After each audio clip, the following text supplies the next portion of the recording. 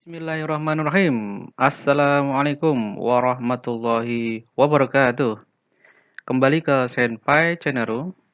Pada chapter ini kita akan belajar mengenai PPh pasal 21 untuk penghasilan yang diterima oleh pegawai tidak tetap.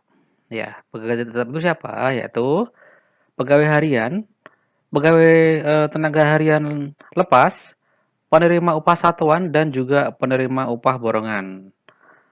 So guys, stay tune dan simak pembelajaran kita hari ini. Kita ingat kembali mengenai peta konsep PPh pasal 21. Bahwasanya PPh pasal 21 itu dikenakan atas penghasilan yang diberikan oleh pemberi kerja kepada siapa?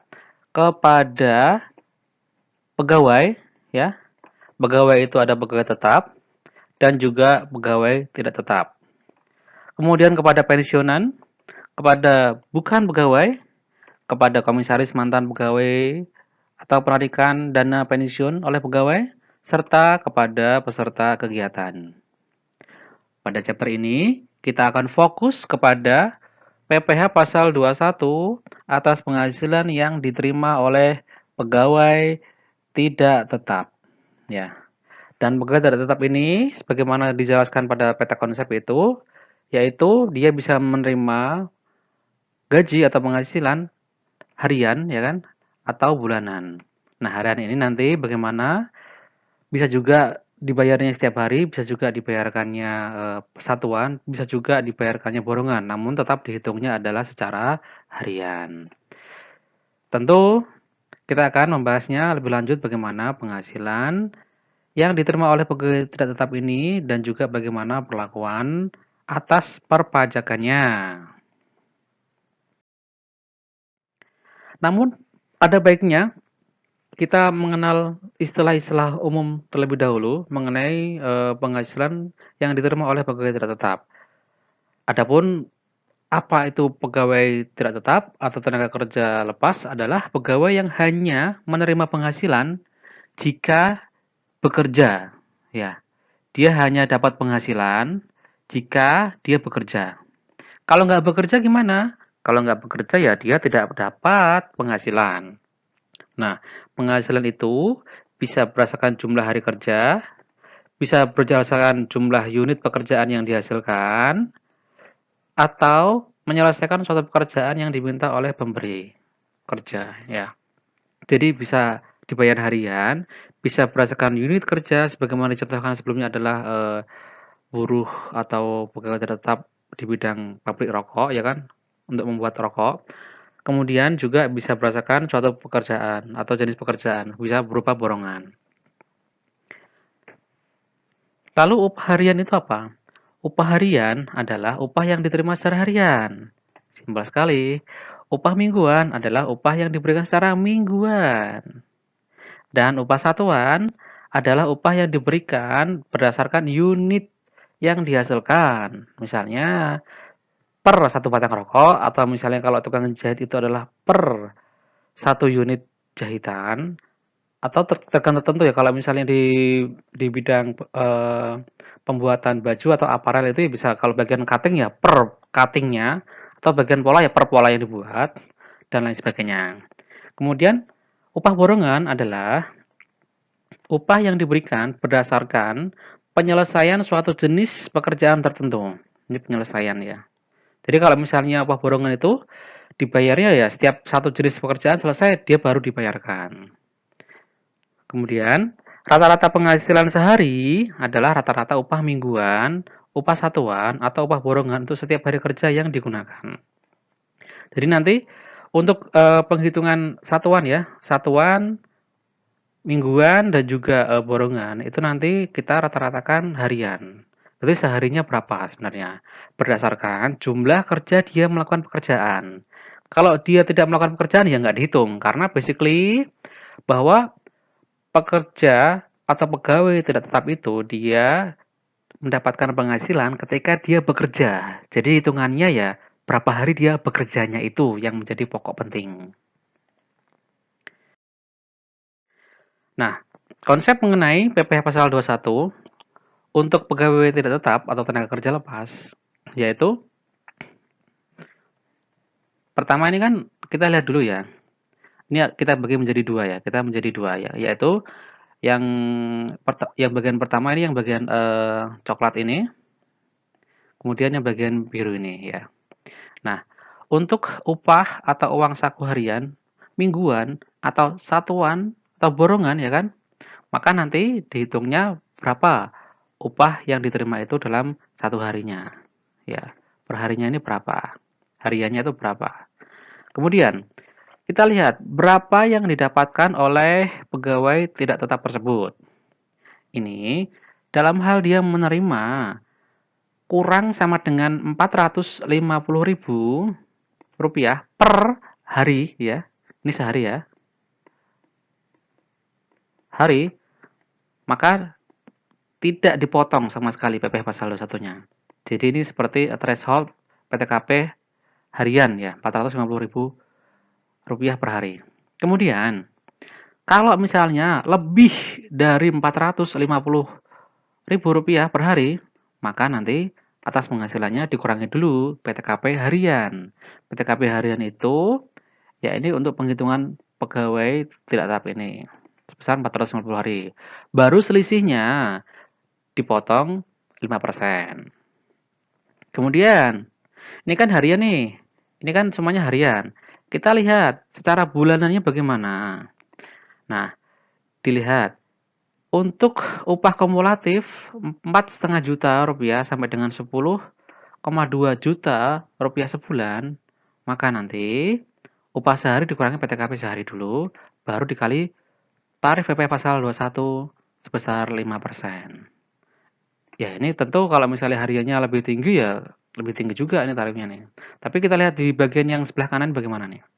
Nah, ini yang cukup urgent juga.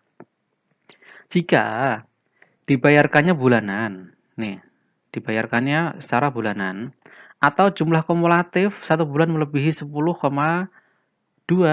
juta rupiah. Ini per bulan ya, ini kan dibayarkan per bulan ya, atau upah kumulatifnya melebihi 10,2 juta per bulan. Maka dia dikali dulu 12. Kenapa dikali 12? Ini kan 12 bulan jadinya. Jadi seolah-olah dia agak mirip dengan pegawai tetap, agak mirip ya. Tapi nanti perbedaannya kan bisa dilihat pada chapter sebelumnya. Perbedaannya itu ada pada biaya jabatan. Kemudian dikurangi PTKP setahun, setelah itu didapatlah namanya PHKP, penghasilan kena pajak, dan dikali tarif pasal 17. Didapatlah PP pasal 21 selama setahun. Itu kan setahun. Nah, untuk per bulannya gimana? Tinggal dibagi 12 dan dapatlah PP pasal 21 sebulan. Nah, itu konsep bagaimana cara penghitungan PP pasal 21 untuk pegawai tidak tetap atau tenaga kerja lepas. Ini saya berikan tabel yang sangat mudah untuk diterapkan. Kalau tadi kan pemahamannya dari bawah ke atas ya. Kemudian barangkali agak bingung bagaimana cara memahaminya. Nah, ini saya berikan tabel untuk memahaminya secara lebih mudah. Nah, kita lihat nih. Penghasilan sehari nih. Penghasilan sehari ini kurang sama dengan ini ya. Iya, begini ya. Kurang sama dengan 450.000 sehari ya. Kurang sama dengan 450.000 sehari. Dan ini kurang dari 4,5 juta rupiah dalam sebulan, maka tidak dilakukan pemotongan PP pasal 21. Kalau lebih dari 450.000 rupiah per hari, kemudian dikumulatifkan, diakumulasi selama sebulan, itu kurang dari 4,5 juta, maka tarifnya 5%. 5% ya, dikali upah, dikurangi dulu PTKP harian, PTKP sehari. PTKP bukan harian, PTKP sehari. Harian itu Rp450.000.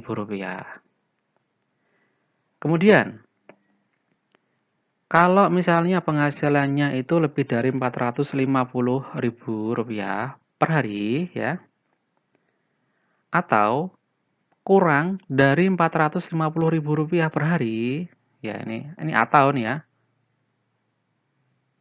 ya, atau tetapi kumulatif sebulannya lebih dari 4,5 juta rupiah, maka 5% dikali upah dikurangi PTKP harian. PTKP harian itu PTKP total setahun ya 5,4 juta ya, 54 juta rupiah untuk TK 0. Kemudian dibagi 360 hari.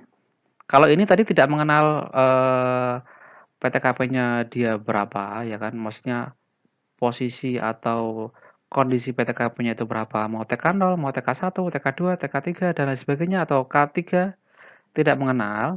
Namun untuk yang ini ya kan, untuk yang kumulatifnya itu lebih dari 4,5 juta rupiah per bulan, itu dia menggunakan PTKP-nya PTKP dibagi 360 hari. Kemudian box yang keempat ini, kalau misalnya lebih dari Rp450.000 per hari, atau ini kurang sama dengan Rp450.000 per hari, namun penghasilan kumulatif sebulannya lebih dari Rp10,2 juta, maka dia tarif pasal 17 kali penghasilan kena pajak yang disetahunkan. Ini berbeda ya konsepnya ya. Jadi you can memorize this table karena ini akan sangat penting sekali dalam penghitungan atau pengerjaan soal-soal selanjutnya. Kita lihat ketentuannya bahwa sebenarnya PTKP sebenarnya itu adalah jumlah hari kerja yang sebenarnya dilakukan oleh pekerja lepas itu atau pekerja tetap itu. Kemudian PTKP sehari itu sebenarnya adalah Rp54 juta dibagi 360 hari. Berarti dia berapa? 150.000 ya, kira-kira ya. Nah, kemudian kenapa muncul 450.000 itu angkanya dari mana? Kita lihat bahwasanya Rp54 juta, ya kan? Rp54 juta ini kalau misalnya dibagi 12, ini sama dengan 4.500.000. Sedangkan angka 450.000 ini dibagi 10. Kenapa?